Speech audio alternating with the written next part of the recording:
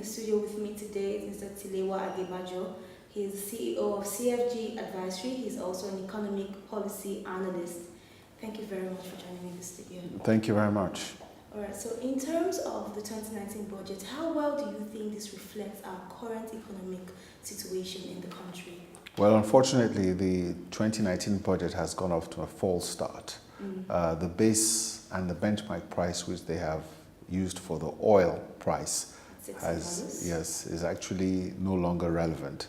And what that means is that the budget is already starting with a higher deficit financing capacity. So I think we might have to go back to the drawing board on that to be able to see what we could do in terms of looking at the realities on ground, as you say. So there's a bit of realignment that needs to be done when it comes to the budget, quite clearly. In terms of, the Apex Bank trying to stabilize the currency, do you think the focus should be on stabilizing the currency or trying to preserve our reserve buffers? Well, it's what I would say, it's a catch-22 situation in terms of how you are managing. If you have a strong economy and you have confidence, then that will not concern you that much. But the issues we have that is plaguing the central bank right now is the multiple exchange rate systems. If you need to be able to find a situation where you have a market-driven system, and you should remove what I will call the arbitrage opportunities that is officially or artificially induced arbitrage into the market by offering multiple exchange rates. I think if you get some convergence on the rates, there's no reason why the Naira should be not be trading at 250 Naira to the dollar. So that's my own, I think, fair value price of where the Naira and the dollar should be trading currently, irrespective of the level of reserves. Reserves will come and go down, and I think that's clear based upon oil price fluctuations. But the question is the fact that we have to understand that we also have remittances of close to $25 billion every year to be able to support whatever FX inflows that we get into this country. If you have that single window, you see significant convergence in rates. Do you see in Nigeria where in 2-3 years where our Naira to the dollar is trading at 200 and something Naira to the dollar? It can happen in the next 2 weeks if the right policies are put in place. You don't need to wait that long. Nigeria has got some really large deficit, right?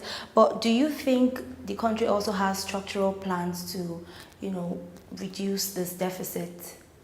Well, deficit has to do with what exactly are we financing, what are we budgeting that is resulting in a deficit. If a deficit is to fund, we're financing our deficit to fund recurring expenditure, then we're in trouble. But if the deficit is as a result of our capital budget where we're looking at investments, then we have significant upsides to that. Having said that, I think the government is currently going through a fiscal crisis which they need to address and try to restructure their balance sheet on the fiscal side. It's a cause of concern for everybody, and that ability or inability to have an effective fiscal policy is weighing negatively on the monetary policy. We'll still go to the discussions on fiscal and monetary policy, but then do you think that the country's consistent, expenditure at some point would start to affect, the generalization of the economy as well? Because we see a situation where our reserves, they are running lower than what we generate in revenue.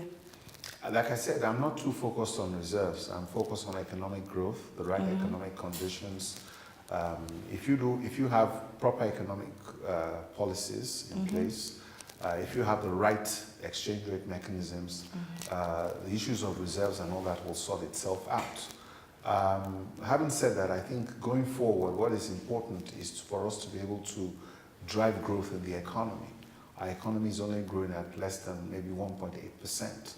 While our population is growing at 3%. And that's why Nigeria is now the poverty capital of the world. These are the issues we need to address. What kind of stimulus, the expenditure that you talked about, do we need to put into the economy to be able to achieve the desired rate of growth that can drive our economy forward. And I think that those are the issues we need to look at. We saw quite a lot of foreign portfolio investment sell-offs last year, and then a lot of foreign capital flight, right? Do you think this has something to do with the current policies that the government is running?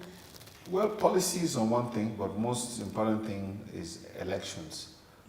The institutional investors have read our cycles, and traditionally they leave at this time of the year, and when things are settled in terms of elections and they know what direction and what the policies of the next government will be that is favorable to their interests, then of course they'll come back in droves. But right now I think we have to discount the political factor, and that's really what is driving the capital flight. But we need those policies that will give us sustainable growth and those stimulus that can provide sustainable growth. So those policies or those intervention programs for the social intervention eventually can translate into maybe a social security program once the economy is up and running properly. These are the sort of things you have to look at. But while this is commendable, how sustainable do you think the approach to all poverty alleviation is? Poverty alleviation is as a result of growth of the economy. The numbers are very simple. If you're growing your economy at 1.8% per annum for 3 years, and maybe at a point in time it was negative in recession, and your population has been growing by 3% for the next There can be a negative 3 years. in terms of population. So what you're seeing is the fact that your population has grown 3%, 3%, 3% over 3 years, and then your economy has gone -2, -1, 1.5, 1.8 in the last 3 years. So basically, the solution to that is that if you have to be growing your economy at least by 6.57% per annum. If you're doing that consistently, then you will reduce the number of people that are in poverty. So it's a very, very strong correlation, and it's just that simple. So if you can provide a stimulus for growth, then and it's not just growth, but quality growth that creates employment, then you should be able to address the issue of your population growth and to be able to provide from that. So it's fundamentals and the basics of economics that you just really need to address. Some analysts believe that when you talk about the monetary policies and then fiscal policies, they do not really intertwine. What's your thoughts on this?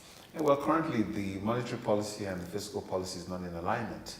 And the reason why the central bank has stayed put on those rates and not moving is to be able to create the stability and the buffer to affect the fiscal crisis that we're currently undergoing. So that's where we have that challenge right now. Because what the central bank should be doing when the economy is not growing or recession is to be able to cut interest rates, to be able to stimulate growth and investments, but they're not doing that. So because of the fiscal challenges and the financing, the deficit of the government itself. So that's that imbalance that we need to redress.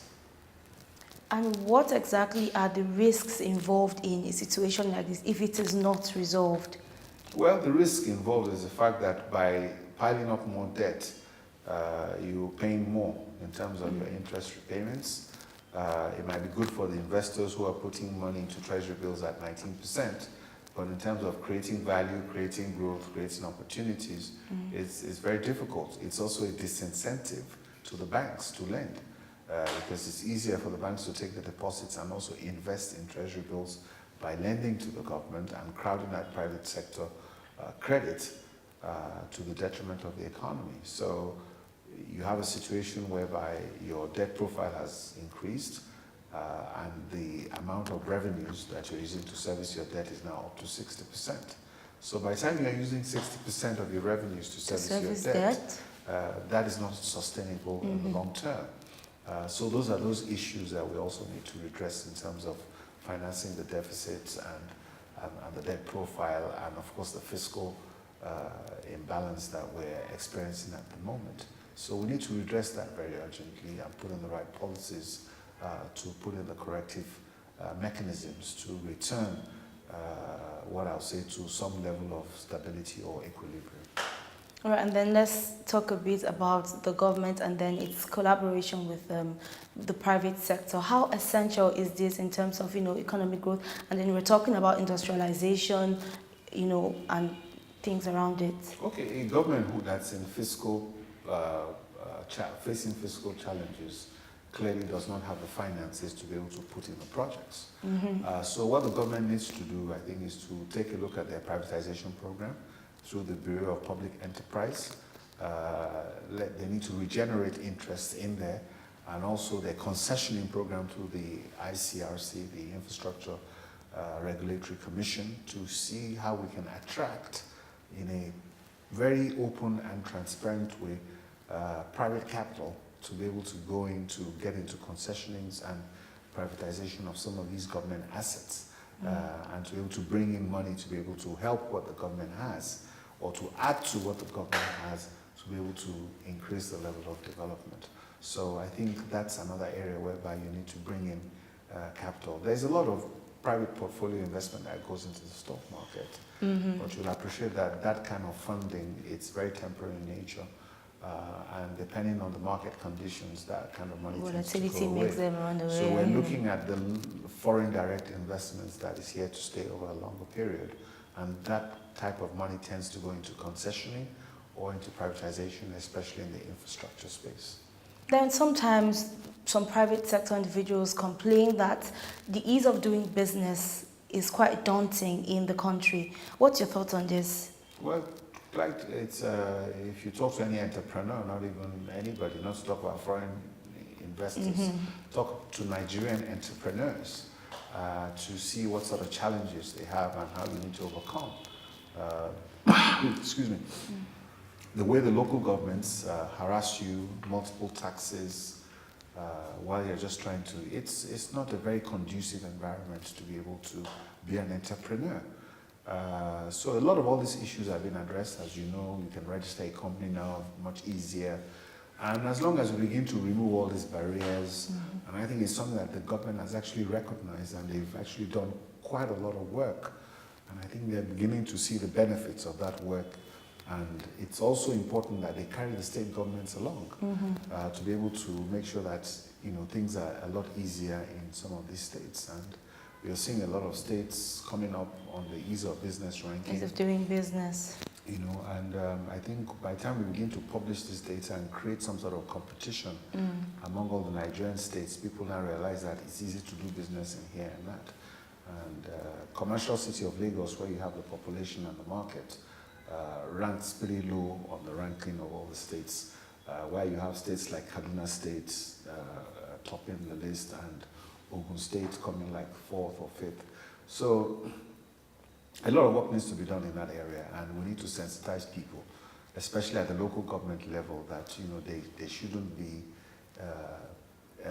people who cause disincentive to businesses, but they should be enablers of businesses. So I think if we can get that message across at the local government level and the state government level, we can see significant improvements in that area. But of course, without a doubt, the consciousness and the awareness is there. It's very important. All right, thank you very much for joining me on the program today. Thank you very much. You're welcome.